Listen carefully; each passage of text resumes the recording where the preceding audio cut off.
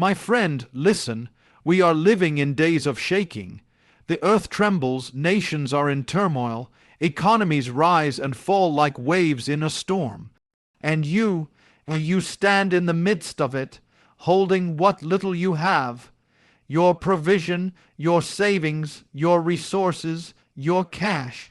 And suddenly the word of the Lord comes, hold on your cash. Why? Because everything around you will seek to shake your confidence, to move your hand, to compel you to act in fear. The world tells you to react, to spend, to hoard, to invest wildly, to chase after quick security. But the voice of God says something altogether different. Be still, trust me, hold. Do you not know that your cash, your provision, is but a symbol?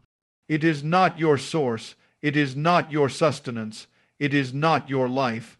The world calls it security, but it is nothing more than paper and numbers, fleeting and fragile as the grass of the field that withers in the sun. And yet we cling to it as if it were life itself. That is why God tests us, not to take from us, but to purify our trust. There comes a time in every life when God allows the shaking to touch even the place you think is most secure. The job you depended on, the bank account you trusted, the investment you celebrated suddenly, these things come under threat.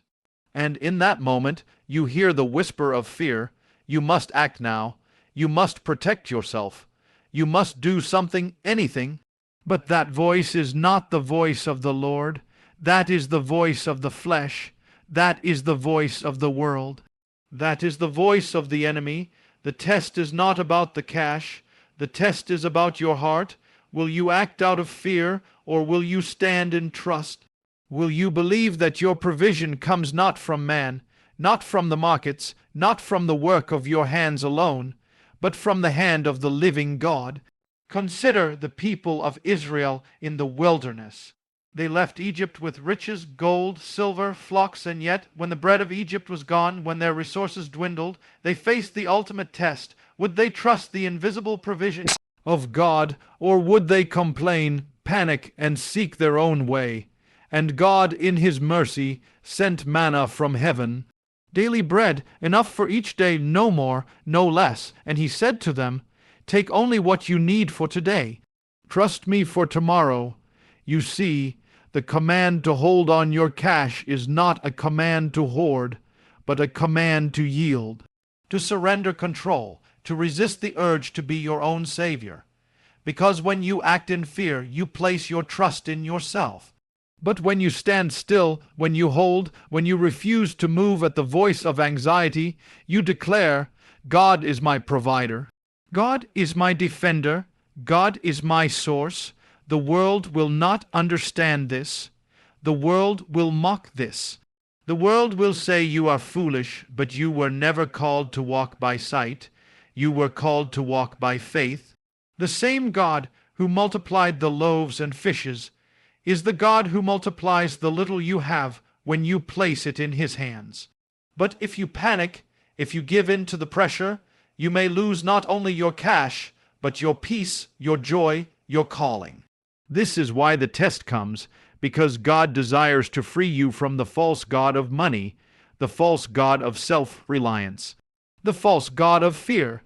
He desires to bring you to the place where you can say with confidence, the Lord is my shepherd, I shall not want. Remember Abraham on the mountain. The promise was in his son, Isaac, and yet God called him to lay the promise on the altar.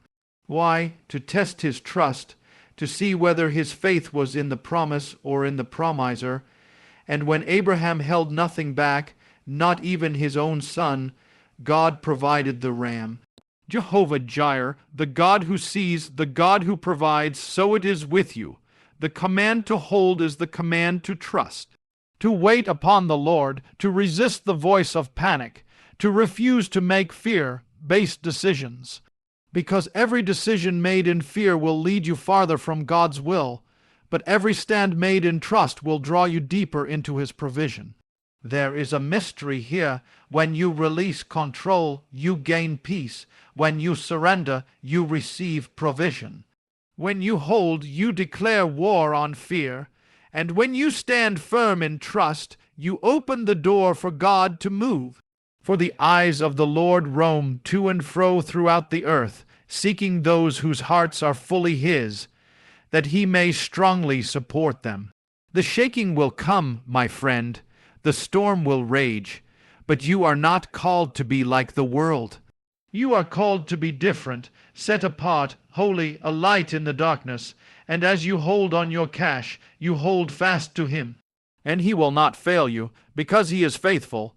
Would you like me to continue with key point 2 in the same prophetic tone? My friend, hear this, because what you see is not all that is. What you feel is not the full story. There is always something deeper, something hidden behind the surface, a realm unseen by the eyes of flesh, but real nonetheless. And if you are to overcome, you must learn to discern not only the storm, but the spirit behind the storm. You face trials, you feel anxiety rising, discouragement creeping in, fear knocking at the door of your heart. You see your finances threatened, your future uncertain, your plans crumbling. And you begin to wrestle with these negative feelings, as if they are simply emotions, as if they are simply reactions to circumstances. But they are more than that. They are weapons carefully crafted, strategically aimed. For you are in a war, not against flesh and blood, but against principalities, powers, rulers of the darkness of this world, and spiritual wickedness in high places. The storm you see is only the manifestation. The true battle is waged in the invisible realm. In ancient times, the disciples found themselves on the Sea of Galilee, crossing to the other side as the Lord had commanded. And as they went, a great storm arose, violent, sudden, unnatural. These were experienced fishermen. They had seen many storms before. But this storm struck terror into their hearts. The waves crashed, the winds howled, the boat was being swamped. And in the midst of their panic, they forgot who was with them. They saw only the storm, but what they failed to see was the spirit behind the storm. For this was no ordinary tempest. The enemy sought to drown them before they reached their appointed place. The storm was sent to intimidate, to break their faith, to destroy their calling. So it is with you. The negative feelings you battled, the fear, the hopelessness, the anxiety, they are not accidental. They are not random. The enemy knows your weakness. He studies your patterns. He waits for the opportune time. And when the shaking comes, when your finances are threatened, when your plans unravel, he whispers his poisonous lies. You are going to lose everything.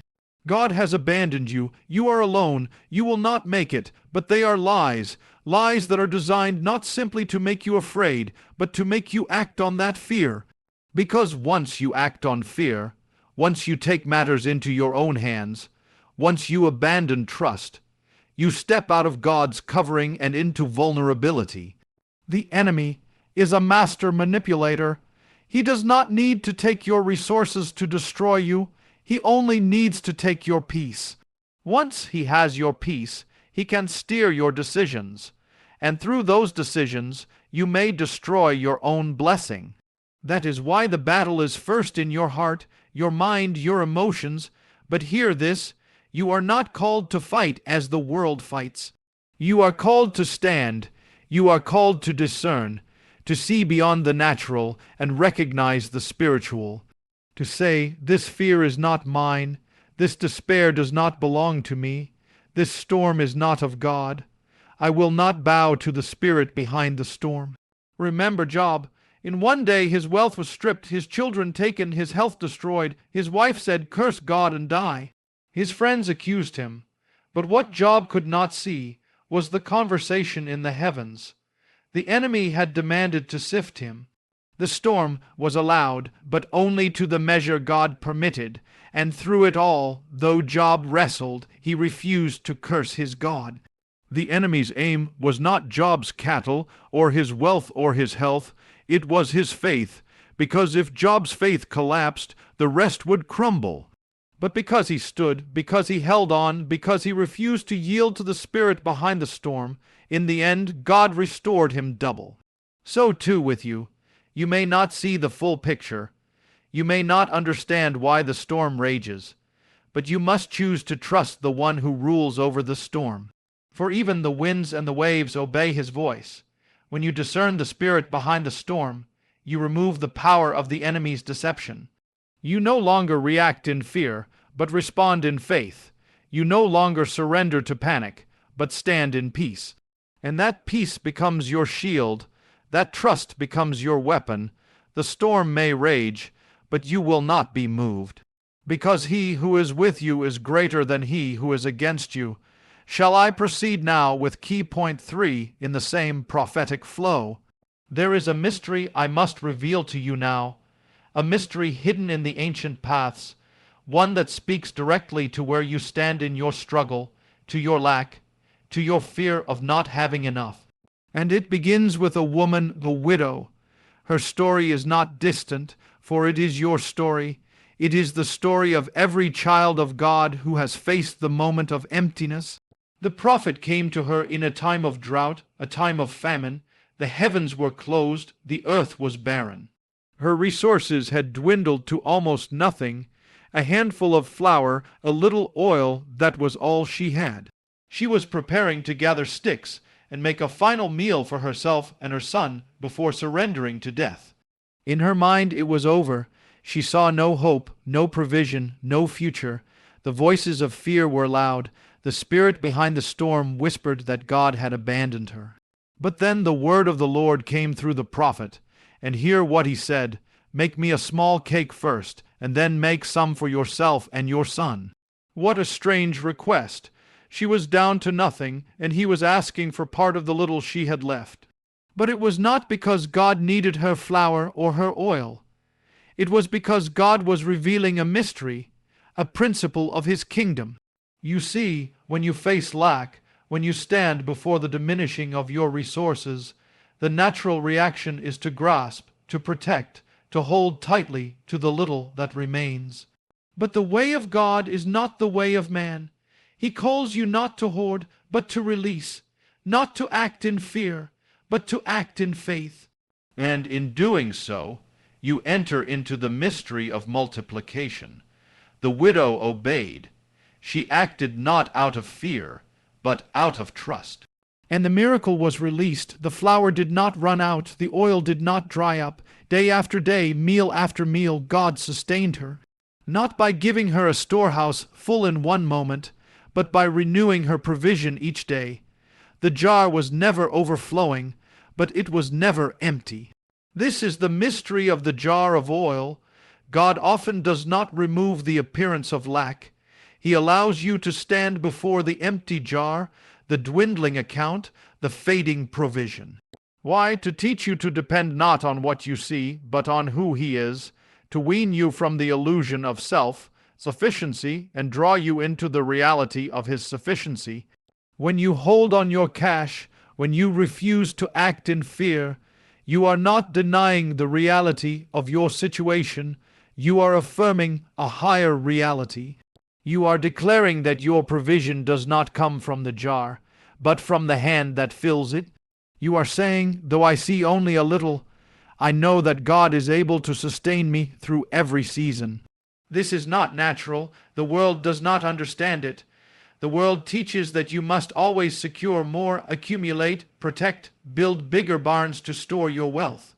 But God teaches you to trust him daily. He gives you your daily bread. He teaches you to live by faith, not by sight. And know this, the enemy knows this mystery. That is why he attacks in the place of your provision. That is why he strikes at your finances, your resources, your security. Not because he needs to take your money, but because he wants to steal your faith. If he can make you act in fear, he has succeeded in disconnecting you from the flow of God's provision. But if you stand, if you refuse to panic, if you trust in the midst of the emptiness, then the miracle will be released. The little you have, when given into the hands of God, becomes more than enough. The 5 loaves and 2 fish were not enough to feed the multitude, but when placed in the hands of the master, they multiplied. The jar of oil was not enough to satisfy the widow's need, but in the hands of God it was endless. This is how you overcome negative feelings in the face of lack. You do not deny the problem. You acknowledge it, but you lift your eyes higher. You see the God who sustained Elijah by the brook, who fed Israel with manna in the wilderness, who turned water into wine at Cana. You see the one who is able to bring rivers out of dry ground, who calls things that are not as though they were. You may feel empty. You may see only a handful of flour, a drop of oil, but do not fear. Do not give in to the voice that says it's over. The jar is not your source. The oil is not your supply. Your God is greater than your lack. He is your portion. Shall I now continue with key point 4 in the same prophetic style? Listen carefully now, because this is where everything comes together. You have heard of the test of trust. You have seen the Spirit behind the storm. You have beheld the mystery of the jar of oil. But there is something higher still, something that changes everything. It is the mystery of the eternal perspective. The reason so many fall into fear, into panic, into despair, is because they are looking only at what is temporary. They see the numbers in the account. They see the news headlines. They see the diminishing of their resources. They feel the pressure of the moment, and so they judge everything by what they see. But what is seen is temporary. What is unseen is eternal. The world will always point you to the immediate, the urgent, the crisis. But God calls you to lift your eyes above the storm, above the shaking, above the empty jar, to the higher reality of eternity. For if you only see your lack, you will become a slave to fear. But if you see the hand of God working through your lack, you will be free. You were not created for the temporary.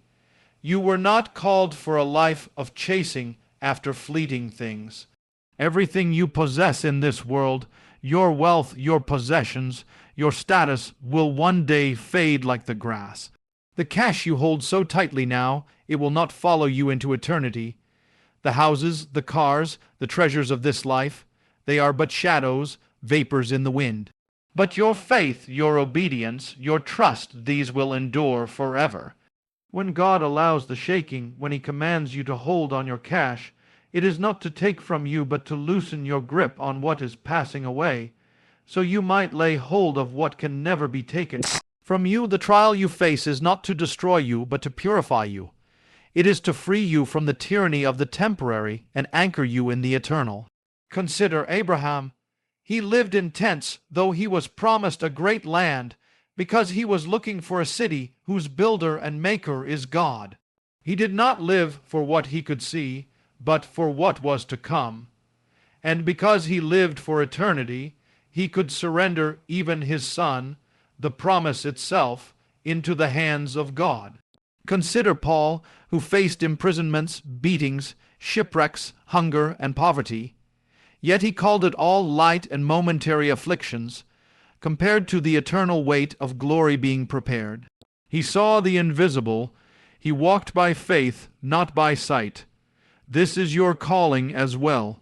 When you face the temptation to fear the loss of your provision, to worry over your finances, to be consumed by what may happen tomorrow, you must remember that your life is not measured by these things. Your value does not come from your net worth. Your security does not rest in your savings. Your peace is not dependent on the economy. You are a child of eternity. Every trial becomes an opportunity to choose where your treasure truly lies. For where your treasure is, there your heart will be also. If your treasure is here, then every loss will shake you. But if your treasure is in heaven, then nothing on earth can move you. The shaking of this world will only grow stronger in the days ahead. The systems of man will tremble, the markets will falter, the kingdoms of the earth will fall, but the kingdom of God will remain. And you who belong to that kingdom will stand unshaken if your eyes are fixed on what is eternal. When you hold on your cash as God commands, it is not because your cash is your salvation, but because you refuse to let fear dictate your steps. You are declaring that your trust is not in what you hold, but in who holds you. And even if everything were to be taken from you, your portion remains secure. For your portion is not your bank account, your job, or your possessions. Your portion is the Lord Himself. And when you stand before Him one day, you will not be measured by how much you possessed, but by how much you trusted, by how you responded when the shaking came, by whether you surrendered to fear or stood firm in faith. The trial of your faith, though it be tested by fire, will result in praise, honor, and glory at His appearing. This is the secret that frees you from the power of negative feelings. You are not bound to the rise and fall of this world. You belong to another kingdom, one that cannot be shaken, and as you stand in that truth, fear loses its grip, anxiety dissolves, and peace, true peace, floods your soul. Because your portion is eternal.